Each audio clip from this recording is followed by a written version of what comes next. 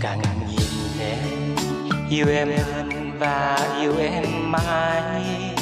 Dù phút êm đêm xa xưa nay đã đi vào quên lãng.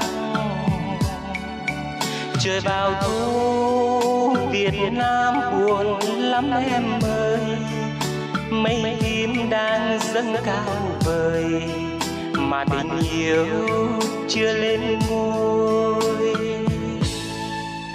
Ngày mình yêu anh đâu hay tình ta gian dối, để bước phong trần tha hương em khóc cho đời Việt xứ.